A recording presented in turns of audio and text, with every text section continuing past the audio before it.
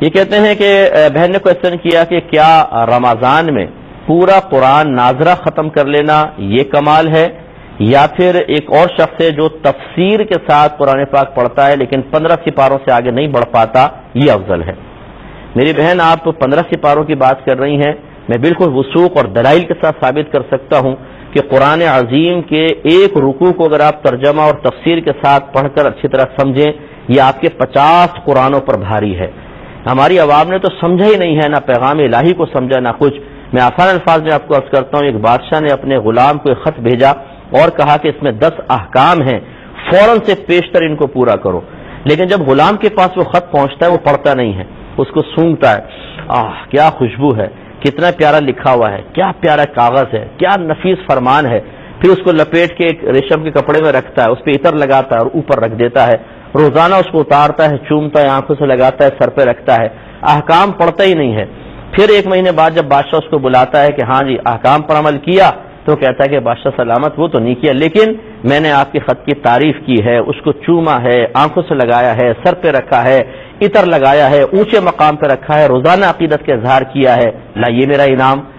تو آپ بتائیں دیانتداری سے بادشاہ سے انعام دے گا یا سزا دے گا؟ کیونکہ خط بھیجنے کا مقصد چموانا نہیں تھا، اس کی تعظیم کروانا نہیں تھا، احکام پر عمل پیرا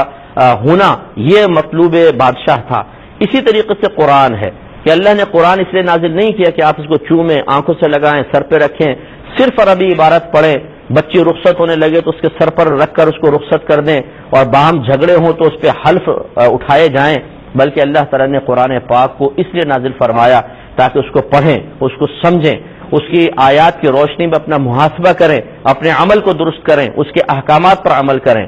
اب جو امتی اس کو سمجھتا ہی نہیں ہے، پوری زندگی گزر گئی پڑھے جا رہے ہیں قرآن پاک بس عربی عبارت، اور اگر پوچھیں کیا لکھا ہوا ہے کچھ سمجھ میں نہیں آ رہا، یعنی پیغام الہی سمجھنے کی فرصت نہیں، حتیٰ کہ موت آ گئی اور پوری زندگی اس طرح دنیا سے رخصت ہو گئے کہ پوری زندگی میں ایک بار بھی اللہ کے پیغام کو سمجھنے کی توفیق حاصل نہ ہوئی، اور پھر یہ سمجھے کہ مجھے اس پر انعام ملے گا۔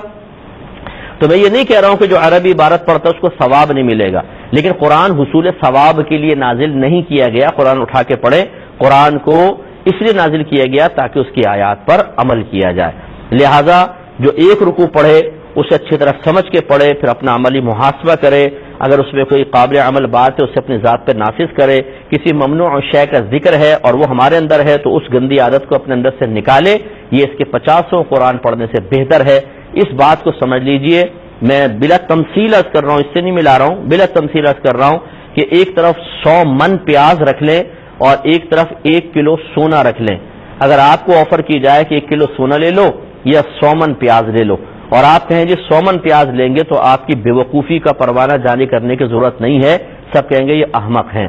مقدار کے اعتبار سے کم ہے لیکن مالیت کے اعتبار سے زیادہ ہے، تو جو قرآن سوچ سمجھ کے پڑھے گا اس کا زیادہ ثواب ہے۔ ہماری بڑی بوڑھیاں بیٹھ جاتی ہیں، پڑھ رہی ہیں قرآن زبردست، رمضان میں جی کتنے قرآن ختم کیے، اس دفعہ بھی میں نے 10 قرآن ختم کر لیے۔ کیا فائدہ ہوا 10 قرآن ختم کرنے کا؟ صرف ثواب؟ اس لیے تو قرآن نازل نہیں کیا گیا تھا، قرآن تو سمجھنے کے لیے نازل کیا گیا تھا، قرآن عمل پیرا ہونے کے لیے نازل کیا گیا تھا، اور وہ مقصد آپ نے پورا نہیں کیا، اب جا کے پھر اللہ تعالیٰ کو جواب دیجیے گا کہ کیا آپ نے کیا اور کیا نہیں کیا۔